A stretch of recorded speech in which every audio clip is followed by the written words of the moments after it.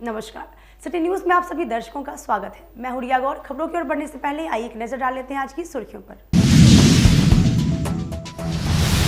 महिला थाना की पुलिस ने पहल कर बाबा गरीबनाथ मंदिर में प्रेमी जोड़ी की शादी करवाई। 3 साल से चल रहा था अफेयर। बोचहा थाना क्षेत्र के सरफुद्दीनपुर गांव में जमीनी विवाद में दबंगों ने महिला की बेरहमी से पिटाई की और एक बच्ची का तोड़ा पैर। और पंकज मार्केट वाली गली में स्थित दुर्गा मंदिर में भगवान गणेश की प्रतिमा का प्राण प्रतिष्ठा किया गया। तो ये थी आज की सुर्खियां। अब खबरें विस्तार से। महिला थाना की पुलिस ने पहल कर बाबा गरीबनाथ मंदिर में प्रेमी जोड़ी की शादी करवाई। 3 वर्षों से चल रहा था अफेयर। मुजफ्फरपुर के गरीबनाथ मंदिर में पुलिस की मौजूदगी में एक प्रेमी जोड़ी की शादी करवाई गई। दोनों के बीच 3 साल से अफेयर चल रहा था। लड़का और लड़की अलग अलग जाति से थे, इसलिए लड़के का परिवार शादी के लिए राजी नहीं था। लड़की शादी के लिए महिला थाने पहुंच गई। इसके बाद लड़के वाले माने और दोनों की शादी हुई। शादी के बाद दुल्हन ने कहा कि भगवान ने मेरी सुन ली है। मुजफ्फरपुर का रहने वाला अनुज कश्यप 2021 में अपने मौसा के घर बेतिया गया था।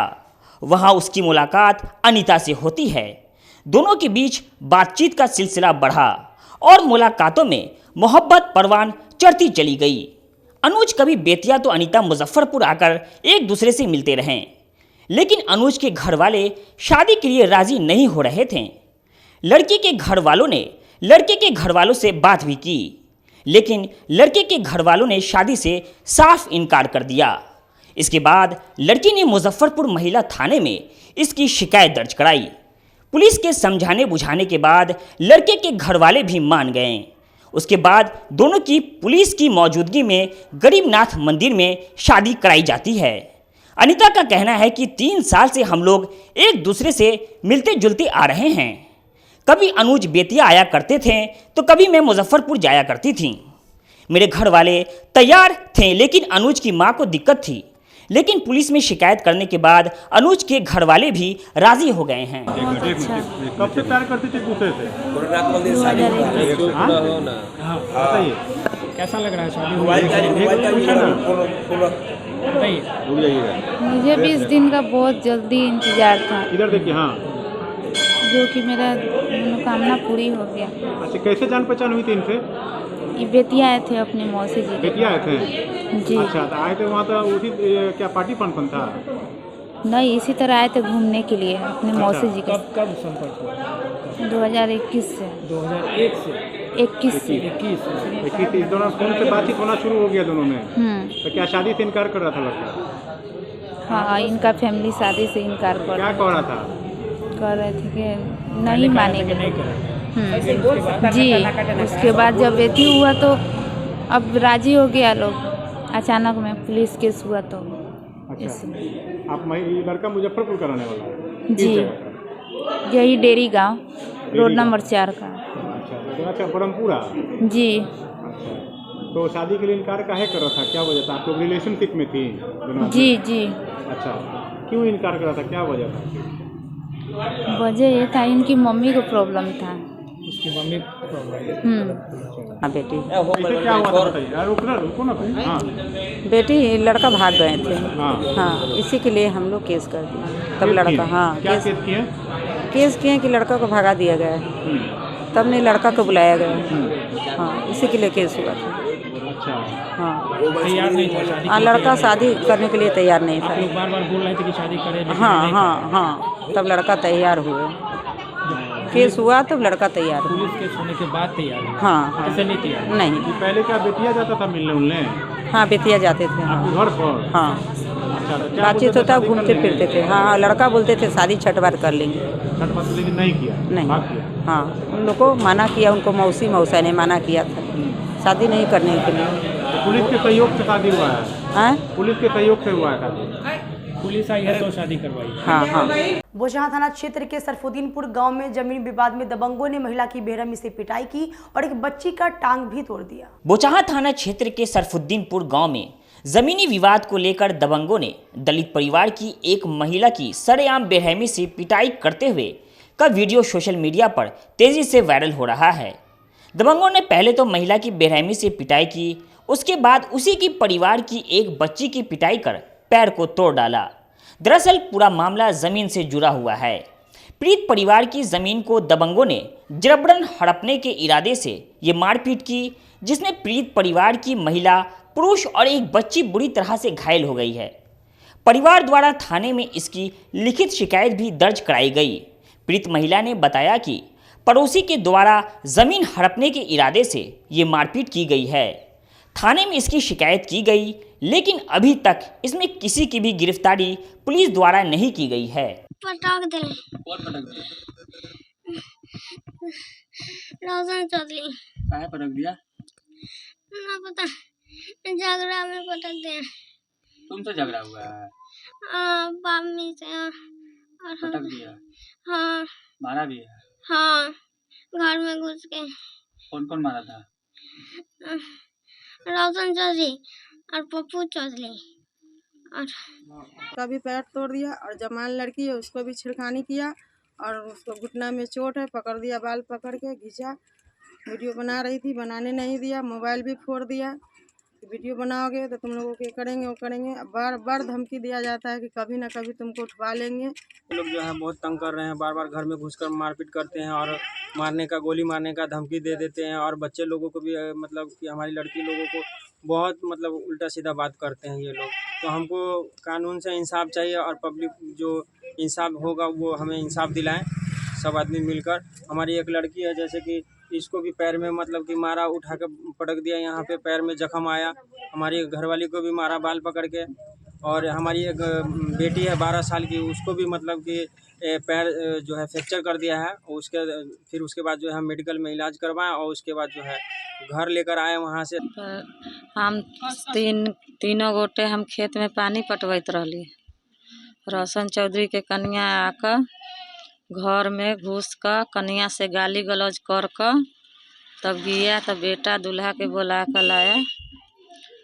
बेटा दूल्हा के बुला कर लाया तो हमको गाली गलौज रोशन चौधरी या राजा चौधरी देता था। चढ़ कर दूरा पर हमको मारपीट करने लगा हमको से। हम रोशन चौधरी राजा चौधरी तो मारपीट करना, गाली पहले तो शुरुआत से गाली गलौज किया और तब मारपीट कर दिया। हम वही अंगना में जाकर तो हम अली तो हमरा समाध गेल तो हम अली। मुशहरी ब्लॉक के कृषि विभाग परिसर में शिव शिष्य परिवार द्वारा 21 जनवरी को शिव गुरु महोत्सव का आयोजन होगा। शिव शिष्य परिवार की ओर से मुशहरी ब्लॉक कृषि विभाग मैदान में शिव गुरु महोत्सव का आयोजन किया जा रहा है। शिव गुरु महोत्सव 21 जनवरी को सुबह 10 बजे से प्रारंभ होगा, जो पूरे दिन चलेगा। इस आयोजन में शिव शिष्य हरिंदर नाथ के संदेश आइए भगवान शिव को अपना गुरु बनाए को लेकर शिव शिष्या दीदी बरखा आनंद पधार रही हैं। इसकी जानकारी बुधवार को प्रेस वार्ता के दौरान शिव शिष्य परिवार के जिलाध्यक्ष सुरेंद्र पासवान ने देते हुए कहा कि शिव विश्व गुरु हैं, संसार का एक एक व्यक्ति उनका शिष्य हो सकता है। इसी प्रायोजन से शिव गुरु महोत्सव का आयोजन किया जा रहा है। शिव का शिष्य होने के लिए किसी पारंपरिक औपचारिकता अथवा दीक्षा की आवश्यकता नहीं, केवल यह विचार कि शिव मेरे गुरु हैं, शिव की शिष्यता की स्वमेव शुरुआत करता है। इसी विचार का अस्थायी होना हम आपको शिव का शिष्य बनाता है। उन्होंने बताया कि मुजफ्फरपुर के अलावा सीतामढ़ी, समस्तीपुर, दरभंगा और वैशाली जिले से काफ़ी संख्या में लोग इस महोत्सव में आने वाले हैं। इस महोत्सव में 1 लाख लोगों की भीड़ जुटने की संभावना है, जिसको लेकर पूरे जोर शोर से तैयारी की जा रही है। सबसे पहले तो आप तमाम मीडिया बंधुओं को शिव शिष्य परिवार की तरफ से हार्दिक शुभकामनाएं हैं, हार्दिक बधाई है। बहुत बहुत आपका आभार है हम लोग कि आप लोग अपना कीमती समय निकाले हैं। देखिए, आज ये कृषि विभाग मैदान मुजफ्फरपुर में 21/1/24 दिन रविवार को शिव शिष्यता का आयोजन हो रहा है, जिसमें हमारे ब्रेन गुरु भाता श्री हरिंदानंद जी के बड़े पुत्र वधू, उनका आगमन हमारे मुजफ्फरपुर के मुशहरी प्रखंड के प्रांगण में होने जा रहा है। इसमें शिव शिष्यों की संख्या मुजफ्फरपुर में तकरीबन 13 लाख है, लेकिन अभी जो व्यवस्था बनी हुई है उसमें हम लोग का अंदेशा है कि संभावित 1 लाख शिवशिष इस ग्राउंड में रहेंगे। और जगत ये जग जो बनाया है उसे बनाने वाले महादेव ही हैं। हम लोग शिव गुरु महोत्सव मुजफ्फरपुर जिला के इस कृषि विभाग के पवित्र प्रांगण में आयोजन कर रहे हैं, जिसमें 21 तारीख को लगभग 50,000 से 1 लाख आदमी का आने का अनुमान है। और हम सभी लोग इस कार्यक्रम को सफल बनाने के लिए यह शिवशिष परिवार मुजफ्फरपुर तन्मयता से हम लोग लगे हुए हैं। और इस कार्य को सफल हो इसके लिए महादेव से प्रतिदिन हम लोग दया की याचना करते रहते हैं कि हे गुरु महादेव, यह आपका कार्य सफल हो। कब हो रहा है आयोजन? 21 जनवरी 24 को रविवार दिन को यह कार्यक्रम। कौन कौन लोग शामिल हो रहे हैं? इसमें आ रही हैं बरखा आनंद। रेड क्रॉस स्थित एसबीआई शाखा परिसर में एसएमई की शुरुआत एसबीआई बैंक के महाप्रबंधक ने की। भारतीय स्टेट बैंक की एसएमई शाखा की शुरुआत बुधवार को कंपनी बाग स्थित red cross SBI branch building में की गई। इसकी शुरुआत फीता काटकर मुख्य महाप्रबंधक शिव ओम दीक्षित और महाप्रबंधक सत्यव्रत महापात्र ने की। उन्होंने कहा कि इस शाखा के खुलने से मुजफ्फरपुर जिले के लघु एवं मध्यम उद्यमियों को लोन आदि प्राप्त करने में सहूलियत मिलेगी। एसएमई शाखा में कारोबारियों को मिलने वाली सहूलियतों के बारे में विस्तार से बताते हुए उन्होंने कहा कि 50 लाख रुपए अथवा उससे अधिक का कारोबार करने वाले व्यापारी शाखा प्रबंधक आशुतोष कुमार से संपर्क कर सुविधाओं का लाभ ले सकेंगे। इस शाखा में जिले व्यवसायियों को 50 लाख से अधिक एसएमई लोन इसी शाखा द्वारा स्वीकृत किया जाएगा। शाखा में उद्यमियों को एसएमई से संबंधित जानकारियों के साथ साथ ऋण से जुड़े सभी पहलुओं के बारे में भी जानकारी मिल सकेगी ताकि उन्हें किसी तरह की परेशानी ना हो। जैसे आपने देखा कि भारतीय स्टेट बैंक पिछले कई वर्षों में एसएमई के क्षेत्र में नए बहुत सारे प्रयास किए हैं, जिसका रिजल्ट है कि आज हम बिहार और झारखंड के अग्रणी बैंक माने जाते हैं जहाँ भी लोग एसएमई के बारे में बात करते हैं। और उसका परिणाम यह है कि हम आज लगभग 35% मार्केट हमारे पास है। इसके साथ ही साथ पिछले अगर कुछ वर्षों में बात करें, मुजफ्फरपुर एरिया हमारे एक नई इंडस्ट्रियल हब के रूप में निखर के आया है। बहुत सारे एथनॉल प्रोजेक्ट प्लांट हमारे पास हैं, कुछ और इंडस्ट्रीज़ हैं, कुछ एग्रीकल्चर कमोडिटी रिलेटेड इंडस्ट्रीज़ यहाँ पे आई हैं। तो उसको ध्यान में रखने के लिए हमने ये सोचा कि एक ऐसी ब्रांच हो एसएमई की जहाँ पे एक्सक्लूसिवली एसएमई कस्टमर्स आएँ, अपनी बात को समझ हमें रखें और हम उनके लिए बेस्ट प्रोडक्ट प्रोवाइड कर सकें ताकि उनका भी उत्तरोत्तर प्रगति हो और हम लोग भी उनके साथ साथ हम भी अपने मार्केट शेयर को बढ़ा सकें। हम चाहते हैं कि भारतीय स्टेट बैंक एसएमई के क्षेत्र में लोगों की पहली चॉइस हो, पहली पसंद हो। जब कभी भी किसी को एसएमई बिजनेस की ज़रूरत हो, they should come to SBI. और उसी के लिए ये प्रयास एसएमई मुजफ्फरपुर से शुरुआत किया गया है और आने वाले कुछ समय में हम 1-2 और क्षेत्रों में एसएमई ब्रांच खोलेंगे और वो एसएमई ब्रांच एक मॉडल ब्रांच की तरह उस क्षेत्र में काम करेंगी। एसएमई मुजफ्फरपुर आज केवल मुजफ्फरपुर क्षेत्र के लिए खोली गई है, बट आने वाले समय में ये पूरे नॉर्थ बिहार को सर्विस प्रोवाइड करेगी। हमने अपने जो बेस्ट हमारे पास जो स्टाफ है, बेस्ट जो नॉलेजेबल स्टाफ है, बेस्ट जो एनर्जेटिक स्टाफ है, उसको हम यहाँ पर लाए हैं। और मैं आप सभी लोगों के माध्यम से मैं पूरी जनता को रिक्वेस्ट करना चाहूँगा, सभी इंडस्ट्री, सभी उद्योगपतियों से रिक्वेस्ट करना चाहूँगा कि एक बार आप भारतीय state bank SME Muzaffarpur branch में आएँ और हमें आपकी सेवा करने का अवसर प्रदान। पक्कीसराय चौक स्थित उत्क्रमित मध्य विद्यालय में सोशल वर्कर फॉर वुमेन द्वारा बच्चों के बीच पठन पाठन की सामग्री का वितरण किया गया। Social worker for women empowerment की ओर से बुधवार को पक्कीसराय चौक स्थित उत्क्रमित मध्य विद्यालय में 100 बच्चों के बीच पठन पाठन की सामग्री जैसे कॉपी, पेंसिल, रबर कटर और तिलवा लाई का वितरण किया गया। साथ ही जरूरतमंद लोगों के बीच शॉल और कंबल का वितरण भी किया गया। कुछ पुराने गर्म कपड़े का भी वितरण किया गया। मौके पर संस्था की संयोजक बबली कुमारी के साथ सेक्रेटरी विमला गुप्ता, एडिटर सोनी झा, सदस्य पूनम गुप्ता, मीना गुप्ता, सुमिता वर्मा, सुधा सिंह और वहां के वार्ड पार्षद मोहम्मद इकबाल उपस्थित रहे। आज हमारे संस्था social worker for women empowerment की तरफ से यहाँ गरीब बस्ती में यहाँ एक आंगनवाड़ी केंद्र है जहाँ पे बहुत नीचे तबके के बच्चे पढ़ते हैं। तो उन बच्चों को गर्म कपड़े और साथ में कॉपी पेंसिल और कुछ खाने के सामान भी दिया गया है। और प्लस यहाँ पे कुछ ऐसे महिलाएं थी जिनके पास गर्म चीज़ें नहीं थी, तो उनको गर्म शॉल और कंबल भी दिया गया है। और काफ़ी जो थोड़े बहुत यूज किए हुए जो नए टाइप के कपड़े होते हैं, फिर वो सारे कपड़े भी इन सबों के बीच बांटा गया है। क्या उद्देश्य? आज ये वुमेन वेलफेयर के सोसाइटी की तरफ से हमारी अभिभावक सुधा आंटी जी और बबली दीदी जी और भी हमारे तमाम अभिभावकगण हैं, यहाँ सभी लोग की टीम की तरफ से आज यहाँ पे बहुत सारे बच्चों को, सैकड़ों बच्चों को कॉपी, पेंसिल, रबड़, लाई, खासकर मकर संक्रांति को देखते हुए गर्म कपड़े का भी व्यवस्था था। शॉल वगैरह आप भी देखना होगा कि जो वृद्ध लोग हैं उन सबको शॉल का वितरण किया गया है। इन लोगों के जज्बे को सलाम करते हैं। ये लोग अपनी तरफ से अपनी कमेटी बना करके इस महान कार्य को करते हैं इस ठंडे के मौसम में वो देखते हुए। और खुद मेरी वक्त हो चला छोटे से ब्रेक का लेते हैं, छोटा सा ब्रेक। तब तक आप बने रहिए हमारे साथ, देखते रहिए सिटी न्यूज मुजफ्फरपुर। उत्तर बिहार का पहला नीलकमल एक्सक्लूसिव शोरूम खुल गया है आपके अपने शहर में। नीलकमल इंडिया की फेवरेट फर्नीचर ब्रांड है। इस कंपनी के सभी रेंज एक ही छत के नीचे आपको मिलेंगी। होम फर्नीचर, ऑफिस फर्नीचर की सभी रेंज यहाँ उपलब्ध है। कंपनी का एक्सक्लूसिव शोरूम होने के कारण 40% तक की विशेष छूट मिल रही है। इसके अलावे 0% इंटरेस्ट के साथ बैंक से फाइनेंसिंग की भी सुविधा उपलब्ध है। तो देर मत कीजिए, एक बार हमारे यहाँ अवश्य पधारें। हमारा पता है Mithanpura, Narayanpur road, opposite Vaishali management college, और हमारा मोबाइल नंबर है 9334900888 और हमारा दूसरा नंबर है 7004320580।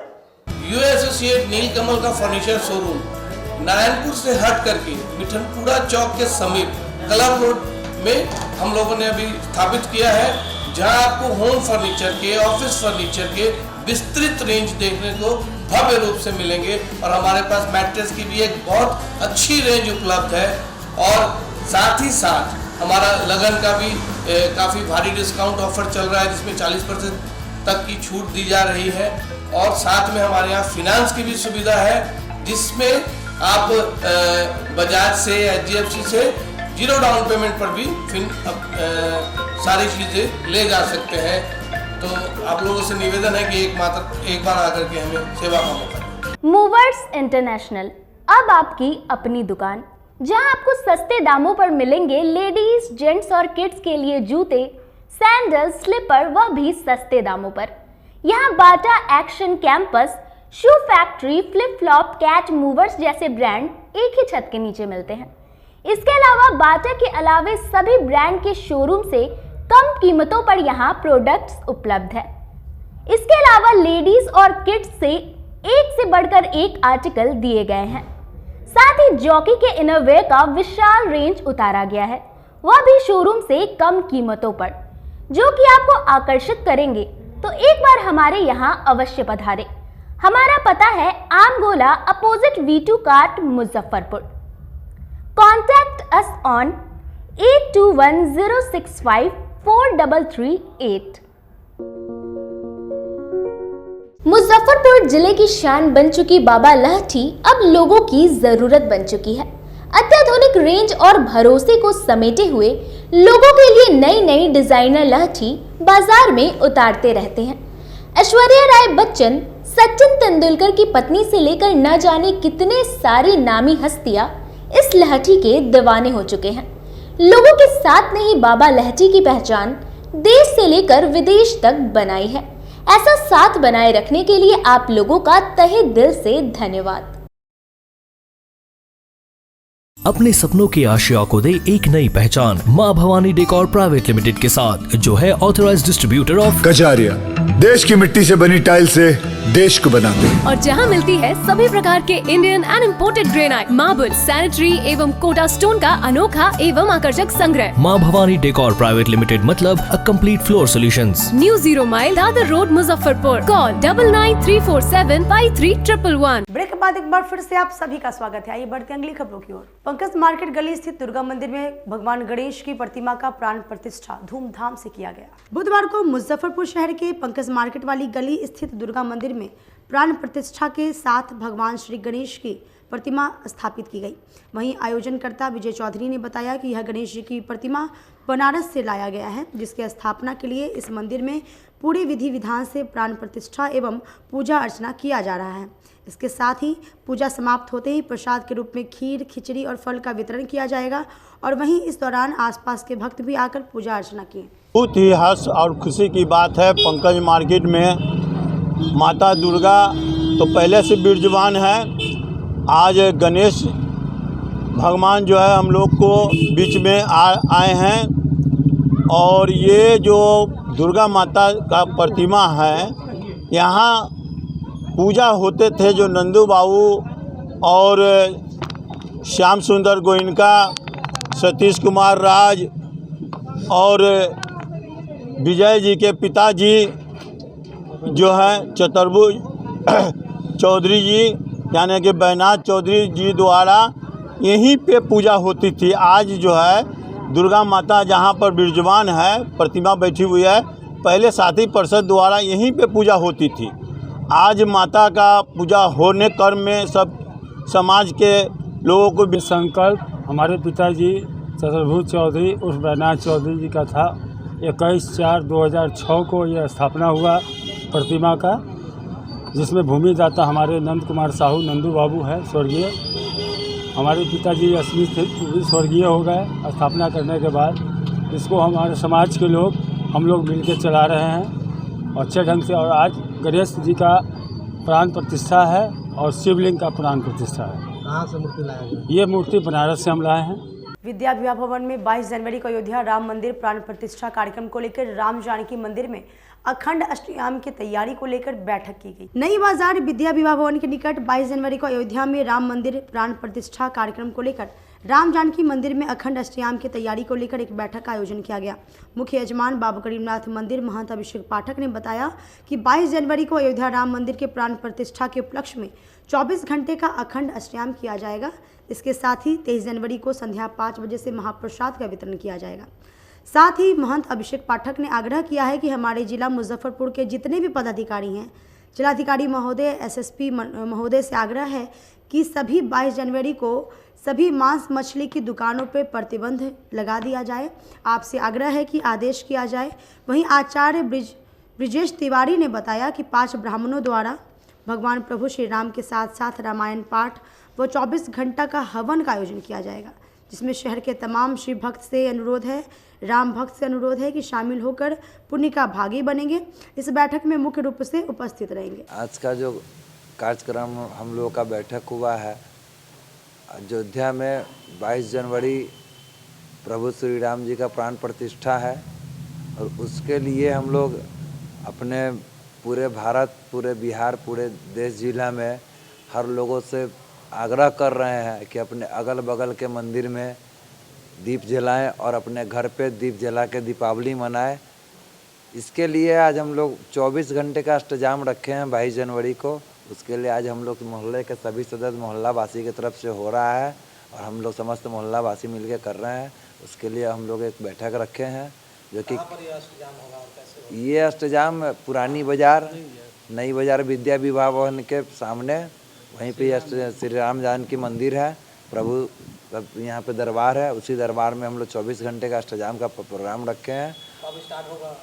ये 22 जनवरी को 2 बजे से स्टार्ट हो जाएगा। प्रधानमंत्री जी का प्रोग्राम वहाँ ख़त्म होगा और यहाँ हम लोग प्रोग्राम स्टार्ट कर देंगे। उसके बाद हम लोग यहाँ पे शाम में प्रसाद वितरण भी करेंगे। पुणावती करने के बाद प्रसाद वितरण करेंगे और हर घर झंडा और हर घर दीप ये जलाने का हम लोग संकल्प लिए हैं पूरे मोहल्ला में और हम लोग पूरा मोहल्ला घूम के ये चीज़ करेंगे। और इसमें किसी को 24 घंटा का हम लोग हवन भी करेंगे यहाँ लगातार। जिन भक्तों को जो राम मंदिर नहीं जा सकते हैं वहाँ वो भक्त से मेरा अनुरोध है कि यहाँ राम मंदिर में आके दर्शन कर लें, प्रसाद वितरण करें और यहाँ 24 घंटा हवन चल रहा है। 5 आहुति उनके नाम का जरूर देके पुण्य के भागी बन जाए वो लोग। मेरा यही अनुरोध है। अष्टजाम में उस दिन जो है 24 घंटे का अष्टजाम होगा, रामधुन और अखंड रामायण का पाठ और 24 घंटे का हवन होगा। यही प्रोग्राम है। 5 आचार्यों के द्वारा उस दिन वैदिक पूजन भी होगा, जिसमें नवग्रह, षोडश मातृका, सप्तगीत मातृका, श्री रामचंद्र जी का षोडशोपचार पूजन है।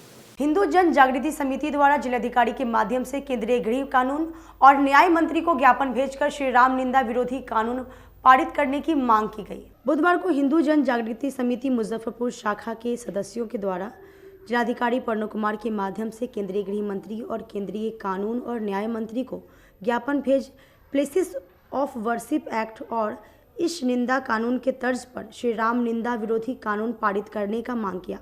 समिति के सदस्य सुशील कुमार चचान ने बताया कि प्लेसेस ऑफ वर्शिप एक्ट के कारण अतिकार्मिक हिंदू धर्म स्थल वापस हिंदुओं को नहीं मिल पा रहा है। यह हिंदू के धार्मिक अधिकार का हनन है।